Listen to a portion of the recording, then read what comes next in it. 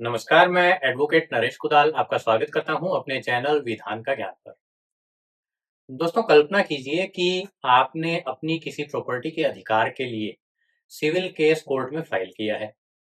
आपने उसके साथ स्टे ऑर्डर लेने के लिए एप्लीकेशन भी लगाई, लेकिन कोर्ट से आपको स्टे ऑर्डर नहीं मिल पाया। मामला अभी कोर्ट में पेंडिंग है और इसी दौरान आपको पता चलता है कि अपोजिट पार्टी ने वही प्रॉपर्टी किसी तीसरे व्यक्ति को बेच दी है या उस प्रॉपर्टी पर कंस्ट्रक्शन शुरू हो गया है। ऐसी स्थिति में सबसे पहला सवाल यही आपके मन में आता है कि क्या अब प्रॉपर्टी भी हाथ से निकल गई? आज के वीडियो में हम इसी स्थिति को पूरी तरह स्पष्ट करेंगे और विशेष रूप से ये समझेंगे कि ऐसी परिस्थिति में section 52 of transfer of property act की क्या भूमिका होती है। सबसे पहले बात स्टे ऑर्डर से शुरू करते हैं। तो दोस्तों, जिसको सामान्य भाषा में हम स्टे कहते हैं, उसे लीगल भाषा में अस्थायी निषेधाज्ञा या टेम्परेरी इंजंक्शन कहा जाता है, जो कोड ऑफ सिविल प्रोसीजर 1908 के ऑर्डर 39 रूल 1 और 2 के तहत दिया जाता है। इसका मुख्य उद्देश्य ये होता है कि केस के लंबित रहते विवादित प्रॉपर्टी की स्थिति सुरक्षित बनी रहे, ताकि अंतिम निर्णय केवल कागजी आदेश बनकर ना रह जाए और उसका पालन प्रैक्टिकली पॉसिबल हो सके। लेकिन ये भी एक इम्पोर्टेंट फैक्ट है कि स्टे ऑर्डर कोई स्वयं सिद्ध अधिकार नहीं है जो कोर्ट में जाते ही मिल जाए। कोर्ट नॉर्मली 3 बातों को देखती है। पहली है प्राइमा फेसी केस, यानी आपका दायर किया गया केस प्रथम दृष्टया विश्वसनीय हो और सपोर्टेड बाय डॉक्यूमेंट्स हो। दूसरी है इररिपेयरेबल लॉस, यानी यदि स्टे नहीं दिया गया तो आपको ऐसा नुकसान होगा जिसकी रुपयों में भरपाई नहीं की जा सकेगी। तीसरी है बैलेंस ऑफ कन्वीनियंस, यानी स्टे देने या ना देने की स्थिति में दोनों पार्टीज को होने वाले संभावित नुकसान को देखते हुए ये तय करना कि किस पार्टी को ज्यादा असुविधा होगी। सुप्रीम कोर्ट ने साल 1992 के अपने एक famous judgment Dalpat Kumar versus Prahlad Singh में ही कहा था कि इन तीनों बातों का संतुलित परीक्षण करना कोर्ट के लिए आवश्यक है। स्टे ऑर्डर केवल आशंका या सहानुभूति के आधार पर नहीं दिया जा सकता। इसका मतलब ये भी है कि अगर आपकी स्टे ऑर्डर के लिए लगाई गई एप्लीकेशन रिजेक्ट भी हो जाए, तो इसका मतलब ये नहीं है कि आपका केस कमजोर है या स्टे नहीं मिलने की स्थिति में आपके लिए कुछ नहीं बचा। इसका मतलब केवल इतना है कि कोर्ट को इनिशियल स्टेज पर तत्काल रोक लगाने के लिए आधार पर्याप्त नहीं लगे। अब हम आते हैं अपने टॉपिक के मुख्य पार्ट पर कि अगर स्टे नहीं मिला तो क्या प्रॉपर्टी हाथ से निकल जाएगी। तो दोस्तों, यहाँ हमें यह समझना है कि ट्रांसफर ऑफ प्रॉपर्टी एक्ट की सेक्शन 52 में इसके बारे में प्रोविजन किया गया है, जिसको लिस पेंडेंस का सिद्धांत कहते हैं। सेक्शन का मूल पाठ आप स्क्रीन पर देख पा रहे हो।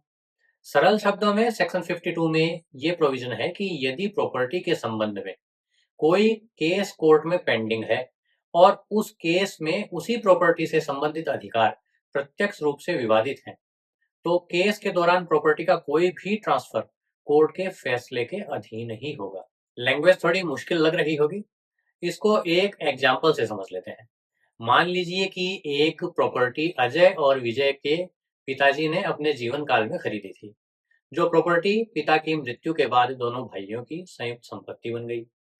लेकिन उस प्रॉपर्टी का कब्जा केवल विजय के पास था और वही उसका यूज भी कर रहा था। कुछ टाइम बाद अजय ने अपने हिस्से और अधिकार के लिए कोर्ट में सिविल केस फाइल किया और साथ ही कोर्ट से ये निवेदन भी किया कि जब तक केस का डिसीजन ना हो, तब तक प्रॉपर्टी के संबंध में कोई बिक्री या परिवर्तन ना किया जाए। लेकिन इनिशियली कोर्ट को स्टे ग्रांट करने के लिए पर्याप्त आधार नहीं लगे और अजय को स्टे नहीं मिल पाया।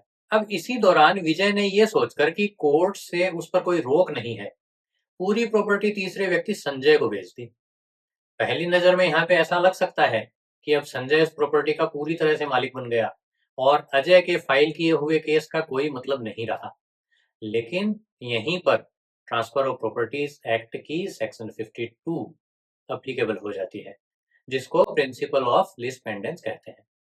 इस प्रिंसिपल के अनुसार जब किसी प्रॉपर्टी के अधिकार को लेकर केस कोर्ट में पेंडिंग हो, तब उस प्रॉपर्टी का कोई भी ट्रांसफर केस के अंतिम निर्णय के अधीन रहेगा। ध्यान रखने वाली एक महत्वपूर्ण बात यह है कि सेक्शन 52 ट्रांसफर को अवैध या शून्य नहीं बनाती, बल्कि उसको कोर्ट के अंतिम निर्णय के अधीन बना देती है।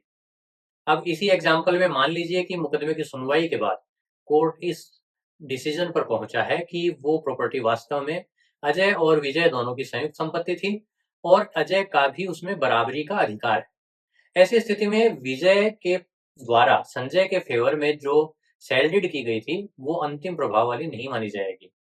संजय को केवल वही अधिकार मिल सकते हैं जो वास्तव में विजय के पास थे। यानी यदि विजय का केवल आधा हिस्सा प्रूव होता है तो संजय भी उसी सीमा तक अधिकार प्राप्त कर सकेगा। अजय के हिस्से पर संजय का दावा नहीं चलेगा। दोस्तों, इस एग्जाम्पल से ये क्लियर है कि मुकदमे के दौरान की गई बिक्री अपने आप में शून्य नहीं होती, लेकिन वो कोर्ट के अंतिम निर्णय के अधीन रहती है। इसलिए मुकदमे के लंबित रहते प्रॉपर्टी खरीदने वाला व्यक्ति ये जोखिम लेकर ही खरीदता है कि अंतिम फैसला उसके अधिकारों को सीमित कर सकता है। यही सेक्शन 52 का मूल उद्देश्य भी है, ताकि मुकदमे के दौरान किए गए ट्रांसफर न्यायिक प्रक्रिया को निष्प्रभावी न बना सके। इस प्रिंसिपल के बारे में सुप्रीम कोर्ट ने वर्ष 1973 के अपने एक जजमेंट राजेंद्र सिंह वर्सेस संता सिंह में ये क्लियर किया था कि लिस पेंडेंस का उद्देश्य न्यायिक प्रक्रिया को निष्प्रभावी होने से बचाना है। यदि केस के दौरान स्वतंत्र रूप से ट्रांसफर को पूर्ण प्रभाव दे दिया जाता है तो कोई भी पार्टी प्रॉपर्टी को बार बार बेचकर कोर्ट के फाइनल जजमेंट को निरर्थक बना सकती है। इसलिए कानून ये मानता है कि अगर कोई खरीदार केस चलने के दौरान प्रॉपर्टी खरीदता है तो वो ये रिस्क साथ में लेकर खरीदता है।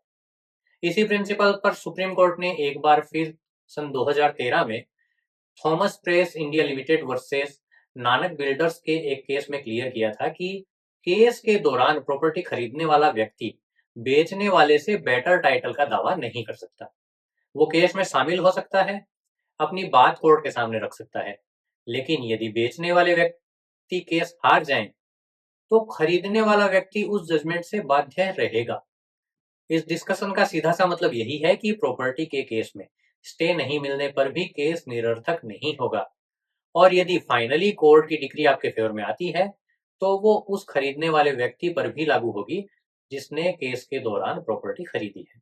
एक प्रैक्टिकल बात ये भी समझ लीजिए कि कानून आपको प्रोटेक्शन देता है, लेकिन इसकी प्रोसेस थोड़ी जटिल हो सकती है। यदि स्टे नहीं मिला तो आपका विपक्षी प्रॉपर्टी बेच सकता है, नया खरीदार कब्जा ले सकता है, निर्माण कर सकता है।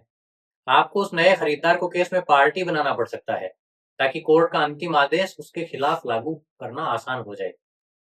इन सब से केस में लगने वाला टाइम थोड़ा बढ़ सकता है, लेकिन इसका मतलब ये नहीं है कि प्रॉपर्टी आपके हाथ से चली जाए। और जो लोग ये सोचते हैं कि केस के दौरान प्रॉपर्टी बेचकर किसी का अधिकार खत्म कर देंगे, तो वो भी गलत सोचते हैं।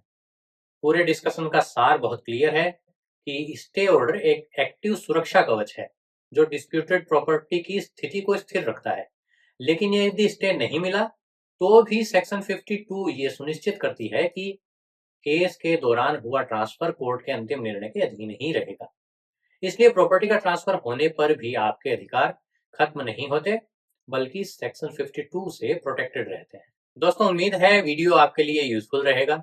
यदि आपको लगता है कि मैं लिस पेंडेंस के कॉन्सेप्ट को ठीक से समझा पाया हूं तो वीडियो को लाइक और शेयर जरूर करना। अगर आपने चैनल को सब्सक्राइब नहीं कर रखा है तो अभी सब्सक्राइब करके बेल बटन भी जरूर प्रेस कर दें ताकि ऐसे ही यूजफुल लीगल वीडियोज आप तक रेगुलर पहुंचते रहें। अगर आप अपने किसी लीगल मैटर या क्वेश्चंस के लिए हमारे लीगल एक्सपर्ट से बात करना चाहते हैं तो आप स्क्रीन पर दिखाई दे रहे नंबरों पर व्हाट्सएप मैसेज करके हमसे बात करने के लिए कॉल अपॉइंटमेंट भी बुक करवा सकते हैं। रेगुलर लीगल अपडेट्स हमारे फेसबुक और इंस्टाग्राम पेज पर भी अवेलेबल हैं, जिन पर आप हमें डिस्क्रिप्शन में दिए गए लिंक के जरिए फॉलो कर सकते हैं। जल्दी ही मिलते हैं अगले वीडियो में। जय हिंद।